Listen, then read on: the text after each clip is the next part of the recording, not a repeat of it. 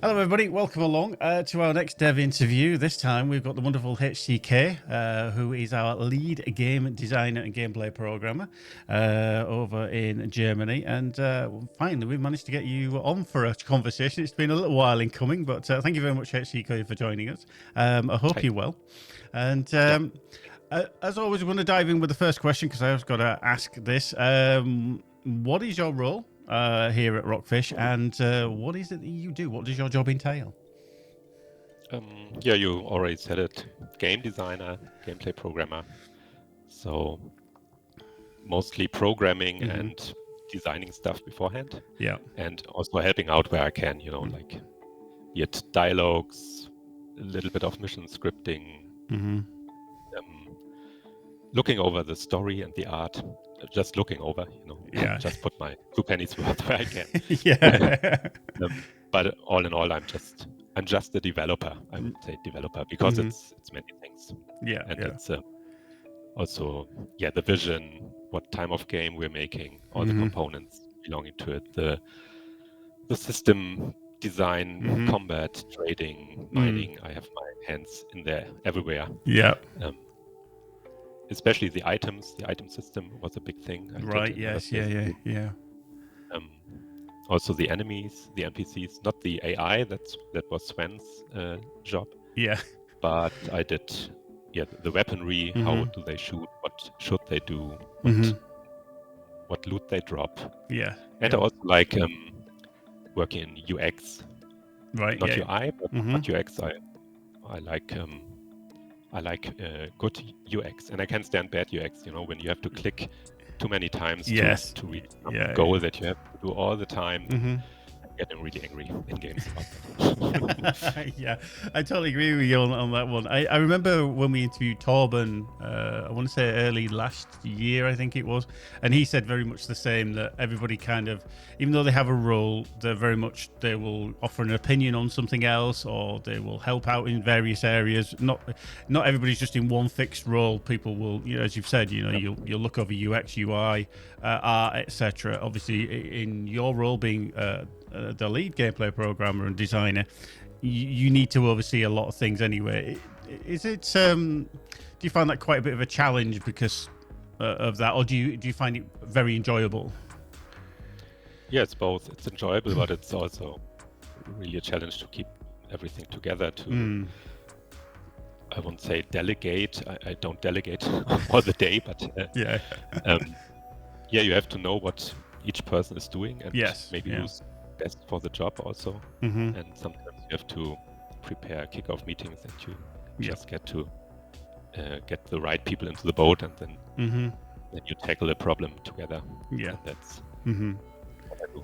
Yeah. I know whenever I have an issue or we've come up against something, I'm always like, who do I need to ask? Because I know that so many people can deal with various things, but we get there in the end, and we always get the right person to help out with usually support issues, obviously, because I deal with all the support side of things.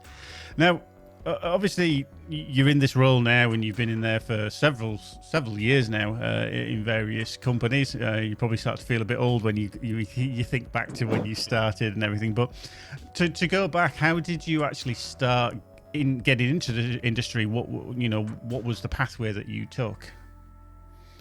Into the industry, that was after my studies. I studied what was it called in English, media computer science. Maybe. Oh yes, yeah. The same thing that Thies studied. Oh right, yeah.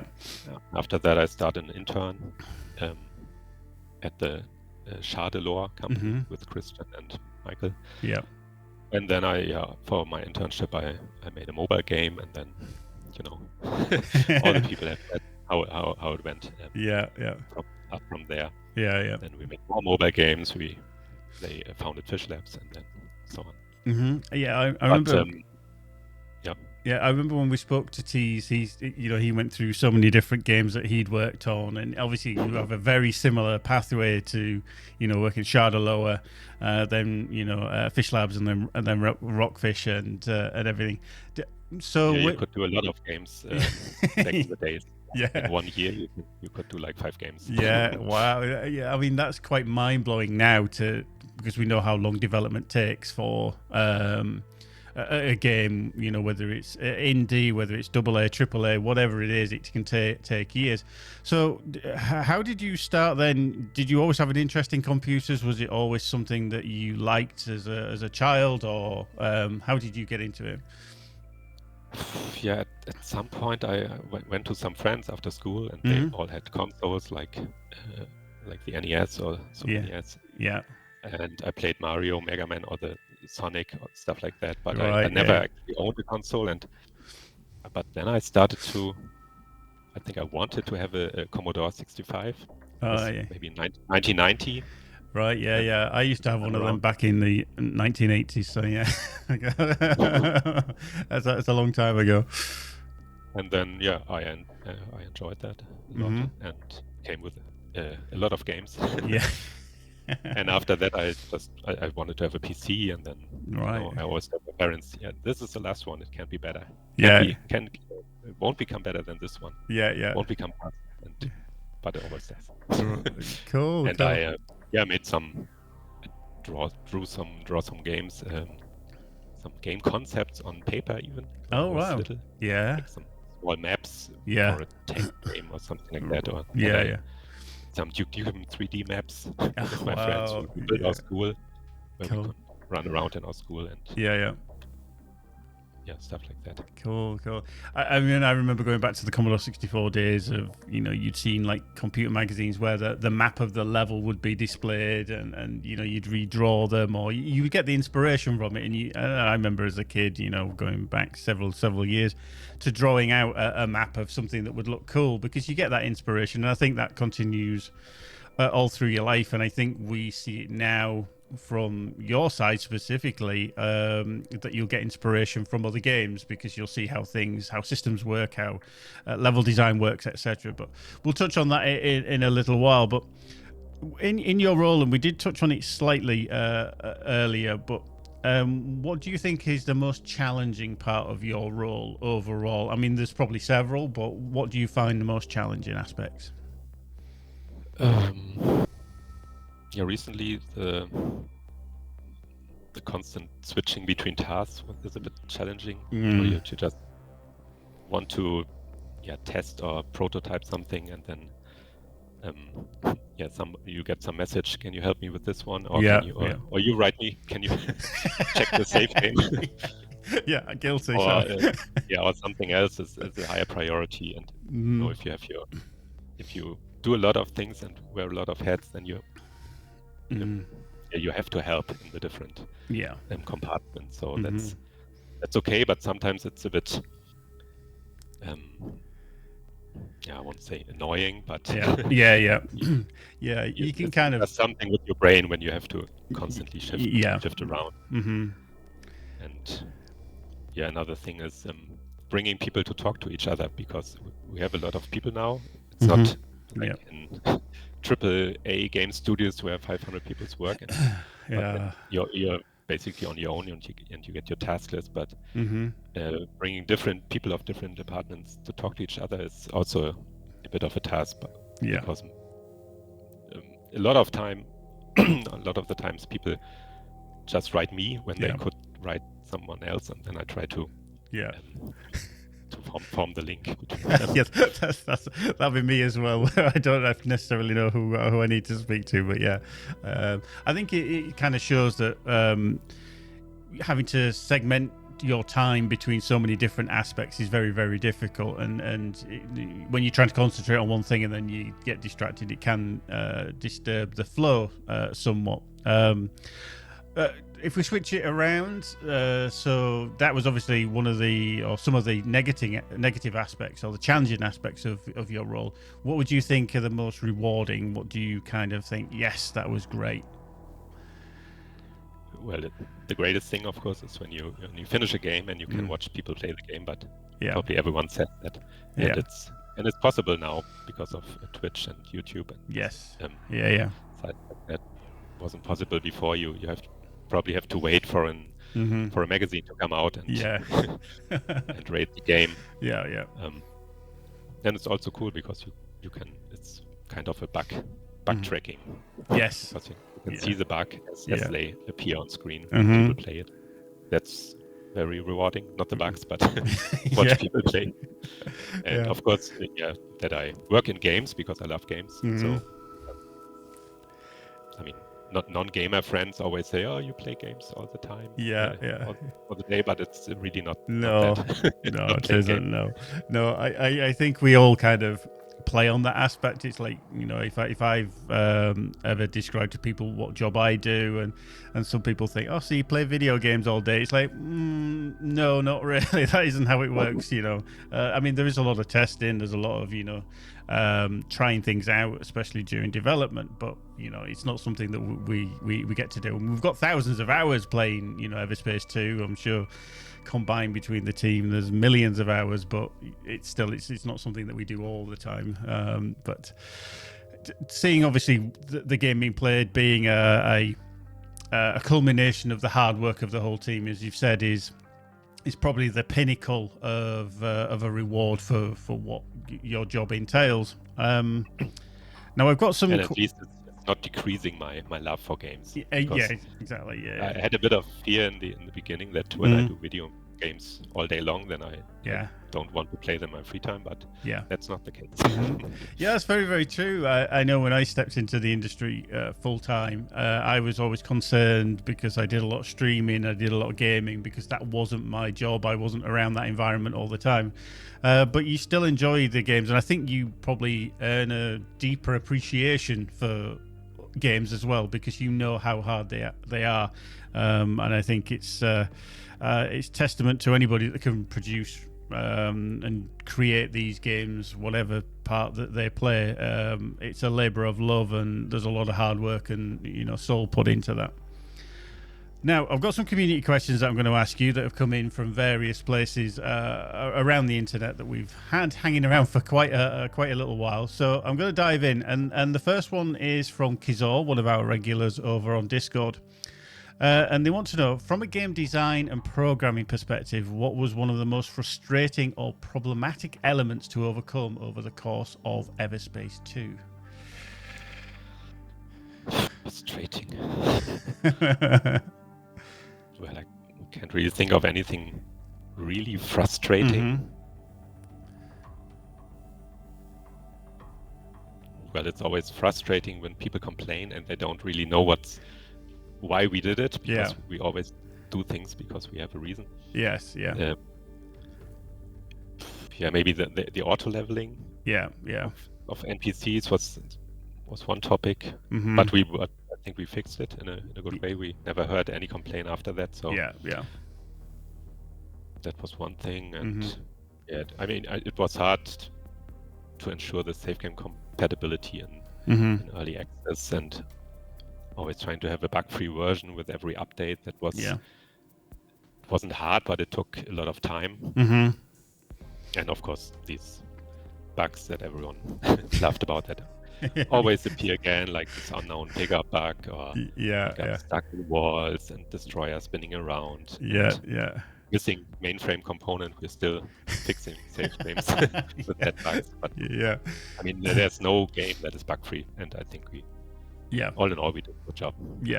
I think that's definitely worth kind of reminding everybody that no game is bug-free. It can't be. There's always going to be something in there, and we try and squash as many as we can. And it's frustrating for us when things reoccur. I mean, I'm lucky I don't have to deal with it, but people like HCK, they've got dived back into the code, and it's like, well, we fixed that. Why is it broken again? You know, and it's there's so many variables that can cause things to happen. But it's interesting about the leveling of the NPCs, because I remember there was do we have kind of linear leveling? Do they, you know, everything go NPC difficulty go up with the player, etc. And I think we always found that nice middle ground.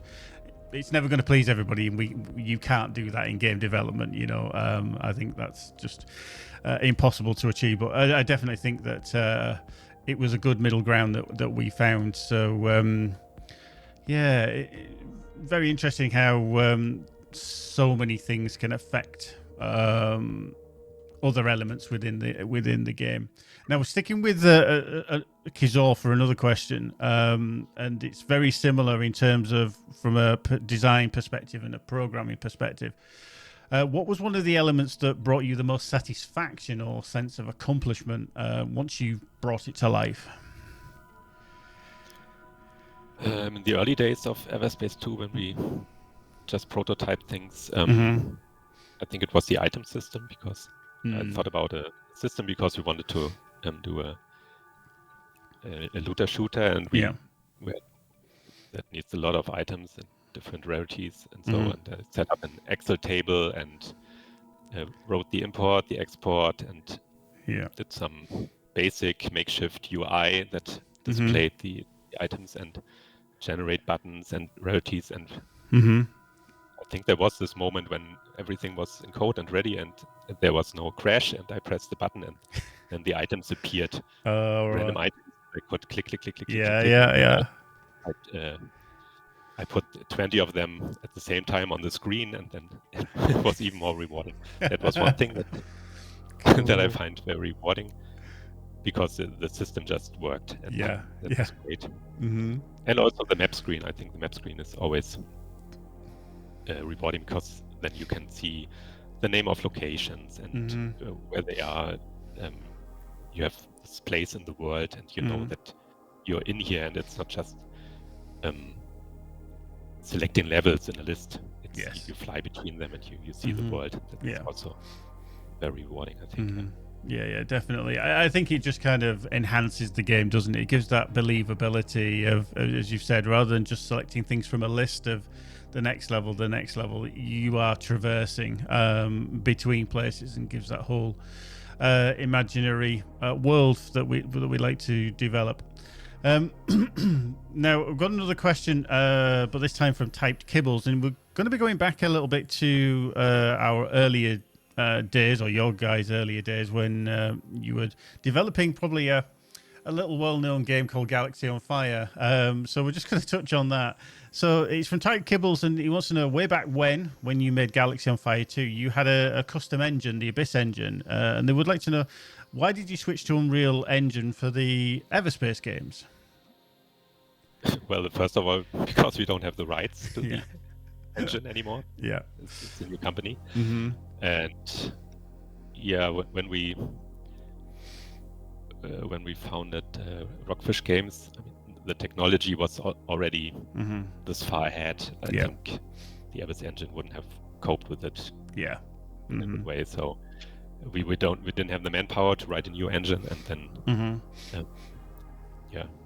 Unreal Engine 4 was very new at the time, and we had an opportunity to work with it, and because it was not even publicly available in the beginning, I think. Right. But we got our hands on some pre versions, and it was fun. It was a whole new level of game development. How did you find the switch? Did it I mean, I can imagine the similarities, but was it difficult to switch from your own engine that you've been working on for probably years and years to then switching to Unreal? Well, it was switching the engine, but it was not switching a code. You don't have to switch already existing project. So, well, it was something very different, and we really liked the notes that you can now program with the mouse. Yes. You don't have to write everything.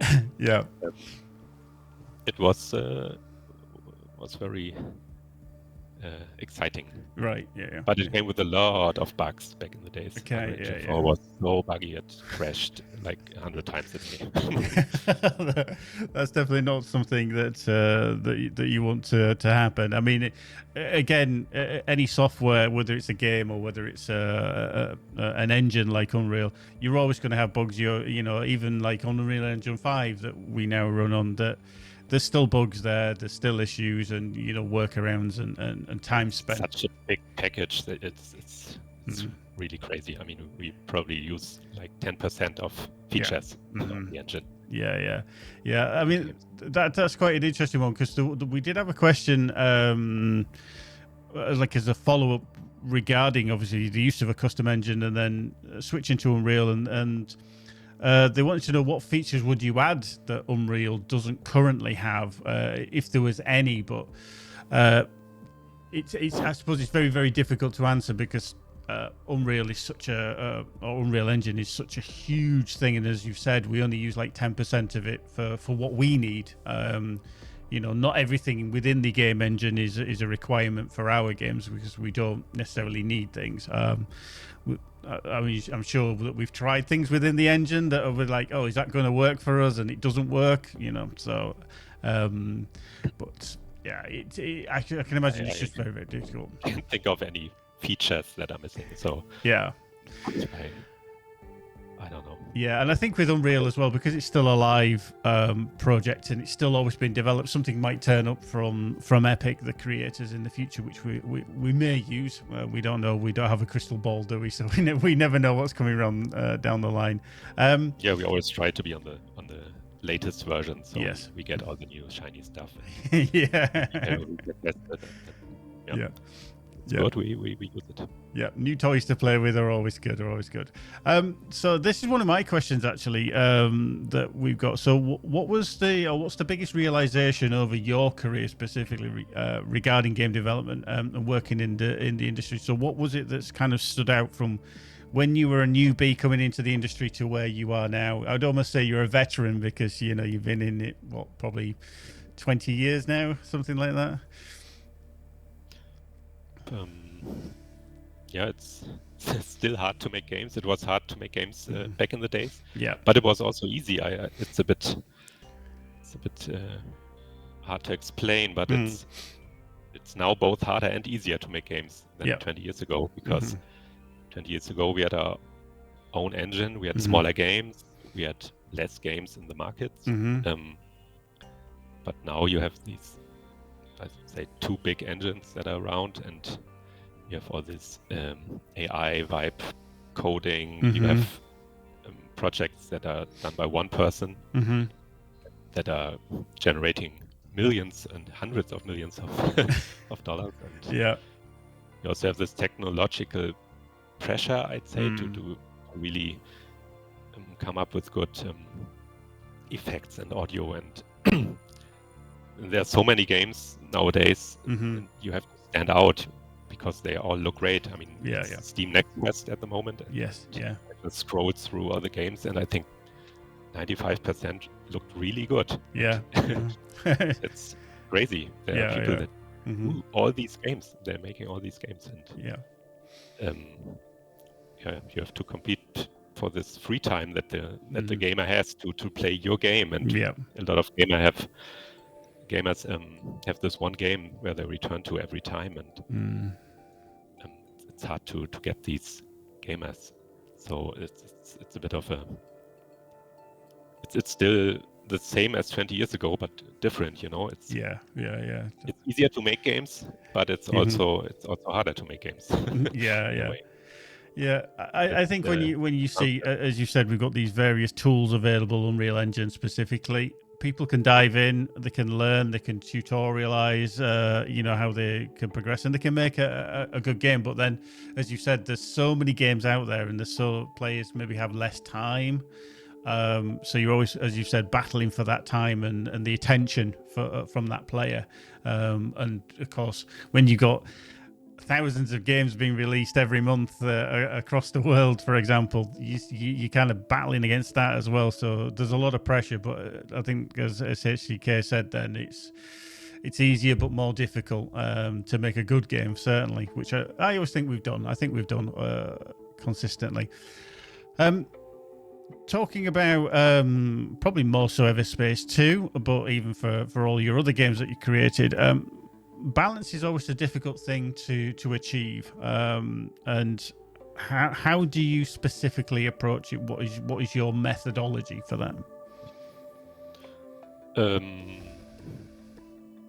For EVERSPACE 2, for example, I created some tables in Excel again, where we have all the hit points, the damage values of all enemies. Then we have another table where player hit points with an average hit point that the player could have at a certain level. You can you can enter the level of the player and the level of the enemy. Then it's calculated how long you would survive under constant fire from this enemy. Yeah. And then you have a number, but yeah, it looked really nice and all, but in the end, you have to test it. It's just that simple. And I mean, we don't have a free-to-play game where this difficulty and progression we have directly impact the sales. Thank God we don't have that, so we can be generous with items and XP and progression.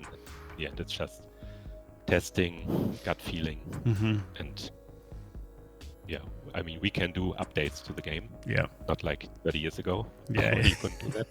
And we also have as a last resort, we have a difficulty slider, so we can always say, okay, then there's a bug here, it's too hard for you, just turn it to very easy, and then you come through and then get it back on. But yeah, it grows with the project. It's always there, the balancing. You always have to balance it.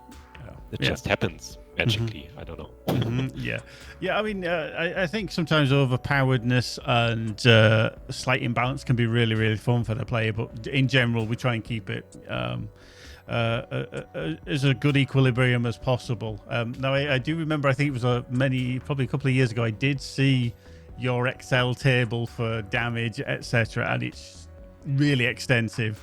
And just throwing it out there to everybody that's watching this, no, we're not sharing the Excel document, so you can have a look at everything. But it was quite extensive and an absolute work of art, really, because everything is in there and fair play. But no, as we said, it's a difficult thing, but something you've generally got to get right to a degree. Which is cool. Now we're going to switch back to a question that came in from Reddit. Was there, Pleasant Rooney 5573 specifically asked for this. Was there a dedicated team just to create the environmental puzzles in the locations? They're all handcrafted and vary in different ways, so it must have taken an enormous amount of design to differentiate them and stuff them with level appropriate loot. I know there's probably several people that worked on these, but how did it all come about? The team was just 2 people, Tony and Marvin. Wow. Did all level designs and all puzzle designs for the locations. I mean, we have over 100, maybe over 120 locations even with the DLCs. And it was just these 2 people. And I think most of the time it was they envisioned a cool looking location with some point of interest, and then you create some pipes at one station, and then there's a pipe, maybe we can do some puzzle with a pipe. You look at the tool set that the player has. It's mainly shooting, grabbing, flying, how fast can you get somewhere, and then they probably came up with with good puzzle ideas. I don't know. I couldn't do that. I like to play them. Every time a location was ready, I was eager to test it out and if I can solve all the puzzles. And of course, I gave some feedback when something was too hard. And new puzzles were created when new gameplay elements were added to the game, like fire jets, wind tunnels, or in the DLC, we played a lot with energy restoration, where you have to position these devices next to each other. And then I think we had that for a main mission, then we took it out of the main mission and used it for puzzles in the world. So, excellent. Good shout out there to Tony and Marv, who do seemingly a lot of the heavy lifting when it comes to puzzles. So if you do come across a puzzle that you find frustrating, blame them. But no, we like to have a challenge within the game. Some people we know don't always like the puzzles, but obviously a lot of people do, because it kind of breaks the pace of just shooting everything all the time and gives that kind of mental break and just to slow things down. But it's a good thing. And remember, as HCK did say earlier, if something's a little bit more difficult, you can turn that difficulty down just to make it a little bit easier. I think we had several. I think probably my early days. I always remember the laser beam puzzle where you had to drag the energy ball through the little maze. A lot of people found that quite frustrating, but then obviously we said, "Hey, just turn it down to very easy, and the beam doesn't do anything; it stops. That's it. It's not going to be there." So some puzzles were mapped to the difficulty and behave differently. Yeah. I think that's a good option. So people to keep that in mind. Another question that we always ask everybody that we have on these interviews, and they're all very the same, usually in response. But what do you find is the best thing about working at Rockfish Games? I'm sure there's several things, but what do you personally think is the best about working here? The best, probably the same thing that everybody says, that we can make decisions. Every person has a voice and can make decisions in the team. We're still a small team, and there's no top to bottom design in the company. So no one that dictates things from the outside and who's not even involved in production maybe.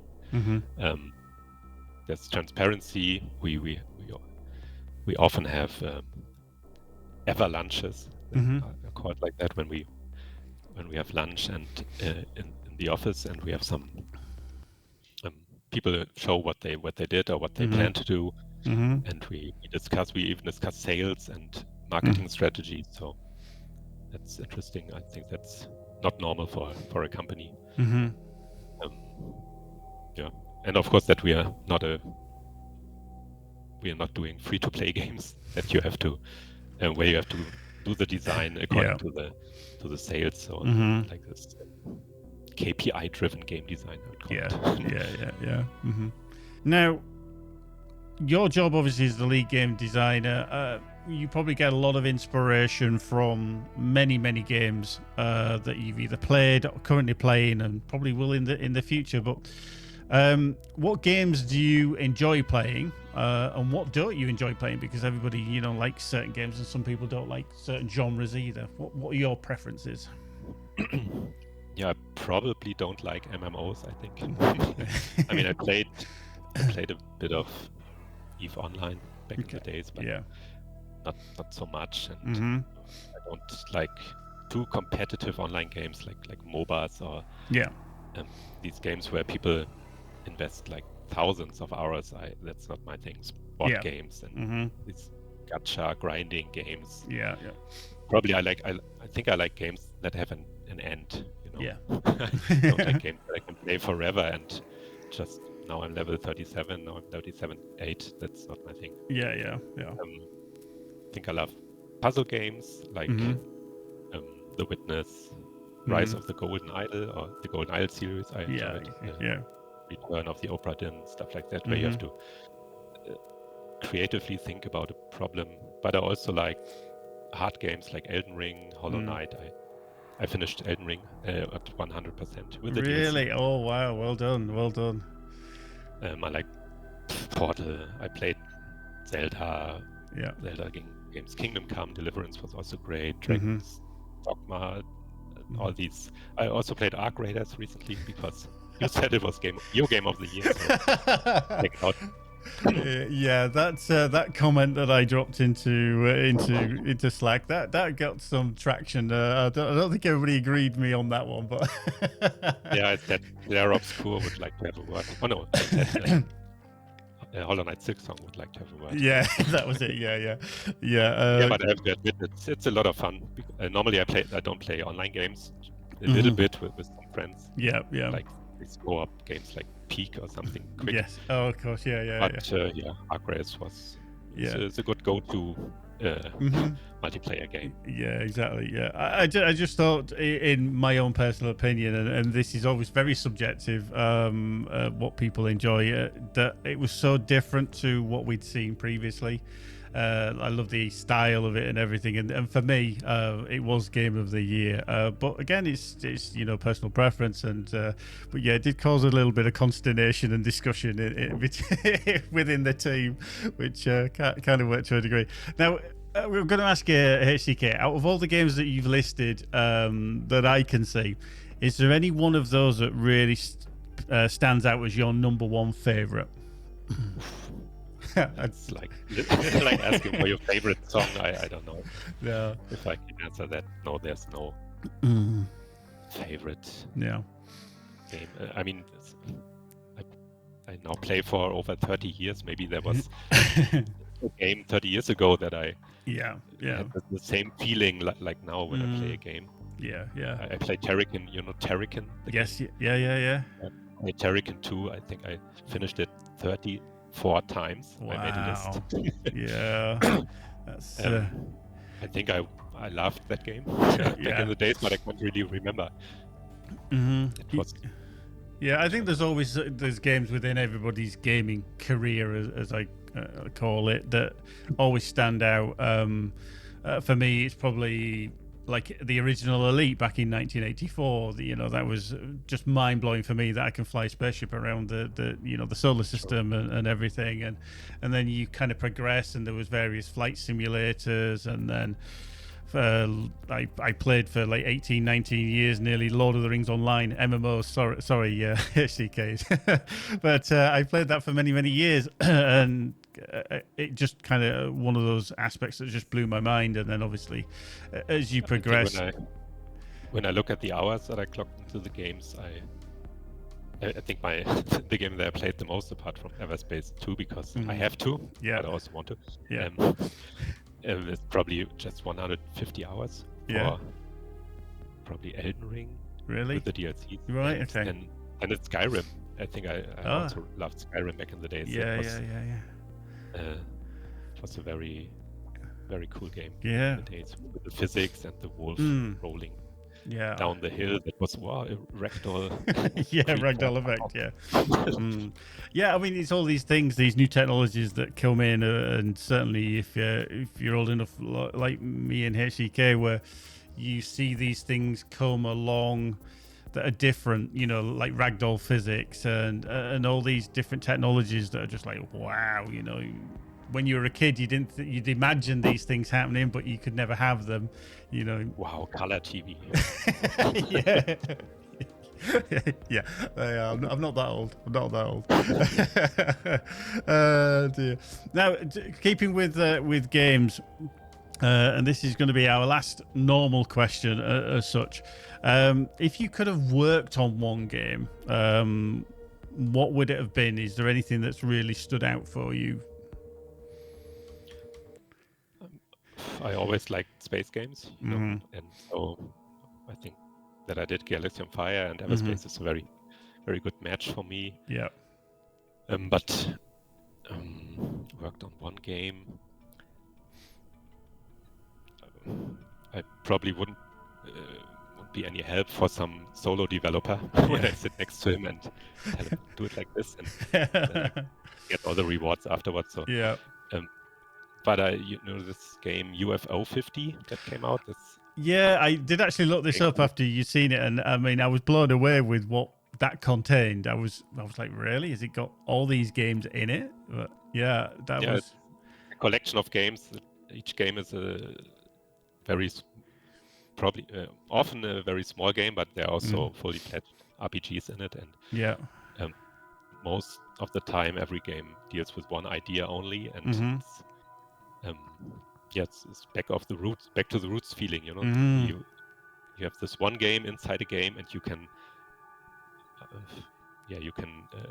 fully immerse into making this one game that fits into the 50 other games. Kind of a fake line of console games for this fake console that was never released, but I think that would have been very interesting to do games. When I looked it up, I thought that's such a cool but bizarre concept, that somebody's created. Because you can't release this one game. You have an idea for this one game, and you make the game, but you can't release it. It's too small. No one would buy it. But if you put it into this collection, I think that was a great idea. That was really, really cool. Like I say, it's these different ideas of different games that can inspire yourself and the rest of the team, because you see various things, and we're always playing other games. We never stop playing games, no matter how old we are or anything. We still want to play. It's kind of in our blood now. So we'll get inspiration from from everywhere else. Now, that is the end of the normal questions, but so we're going to move on to these rapid fire questions. And we tried this with Michael in our previous interview, and he was kind of like, I think, a little bit taken aback by them. But basically, there's going to be 10 questions. And basically, what you need to do is choose whether you prefer one of the answers or you know, whichever it is, whether one's better or not. So hopefully very, very quick on these. But we'll go through the number one. So comedy films or action films? Action. Action, cool. Spring or autumn? Autumn. Okay. Bratwurst or sauerkraut? Don't they come together normally? Usually, yes. Bratwurst. Bratwurst, okay. Bratwurst. Bratwurst, yes. Taylor Swift or Rammstein?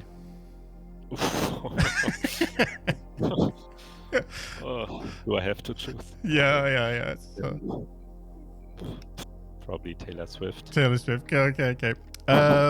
This one I think is going to be difficult for you. Zelda Breath of the Wild or Clair Obscur?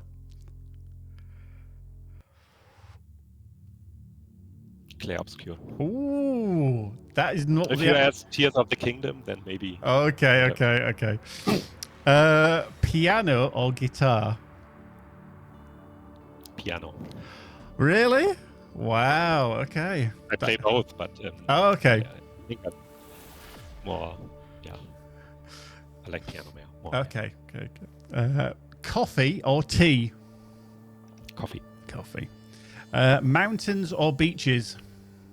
Mountains. Master Chief from Halo or Kratos from God of War? Kratos. And then finally, probably the most difficult one, Everspace 1 or Everspace 2?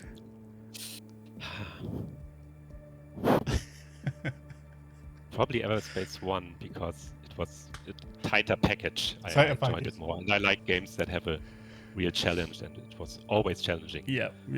So, cool. That's excellent. Objectively, Everspace 2 is probably the better and bigger game, but yeah. There's more challenge. I think that's going to be the one question that I'm going to kind of end on with everybody, because I know it's very, very difficult. It's like choosing between your children, isn't it? It's like But no, a couple of those answers I was actually surprised at. With the Zelda one, I thought the Zelda or Clair Obscur, I thought you would go with Breath of the Wild, but obviously Tears of the Kingdom maybe would have. It was both kind of a revolution when it came out. Yes, yeah. Mm-hmm. But and then I don't remember Breath of the Wild so well, but Tears of the Kingdom, and Tears of the Kingdom was the better game, I think. They really, Excellent.